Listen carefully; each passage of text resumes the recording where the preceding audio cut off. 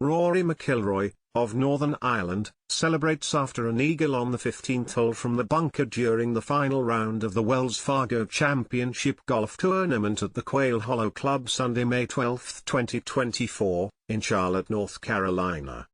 Jimmy Dunne, one of the architects behind the PGA Tour's stunning reversal to strike a deal with the Saudi backers of LIV Golf, abruptly resigned Monday from the PGA Tour board with a letter that expressed frustration at the lack of progress that no longer included his input. Dunne, a power broker on Wall Street and in golf circles, was not included on the PGA Tour Enterprise's new transactions subcommittee that will be handling the direct negotiations with the Public Investment Fund of Saudi Arabia. Dunne and Ed Herlihy, an attorney specializing in mergers and acquisition and chairman of PGA Tour Incorporated, were whom PGA Tour Commissioner Jay Monahan leaned on when he first met with Yasir Al-Rumayyan, the PIF governor, that led to the June 6 agreement. The immediate result of the deal was an end to antitrust lawsuits neither side wanted and had already cost the PGA Tour in the neighborhood of $50 million. The tour has since brought on Strategic Sports Group as a minority investor in a deal initially worth $1.5 billion. As you are aware, I have not been asked to take part in negotiations with the PIF since June 2023, Dunne said in his letter to the board first obtained by Sports Illustrated. Since the players now outnumber the independent directors on the board, and no meaningful progress has been made towards a transaction with the PIF, I feel like my vote and my role is utterly superfluous, he wrote.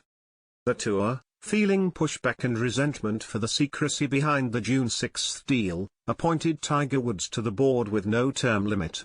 The board now has 6 player directors: Woods, Patrick Cantlay, Jordan Spieth, Webb Simpson, Adam Scott and Peter Malnati, and 5 independent directors. Dunne is the second independent director to resign following the June 6 announcement. Randall Stevenson, former AT&T chairman, resigned in July over objections to the agreement with the Saudis. McIlroy resigned from the board in November, and player directors appointed Spieth to finish his term. The move signals the tour in a state of disarray as it tries to work out a deal with PIF and start the process of unifying a sport that has been divided since LIV launched in June 2022. The June 6 agreement included a deadline to complete a deal by the end of 2023. By then, the tour had private equity suitors and LIV Golf signed reigning Masters champion Jon Rahm and eventually Tyrrell Hatton. Dunne said along with the lawsuits being dismissed, often overlooked as a key point in the agreement with PIF, the agreement did not contain an exclusivity clause that allowed players a full range of options to seek outside investors.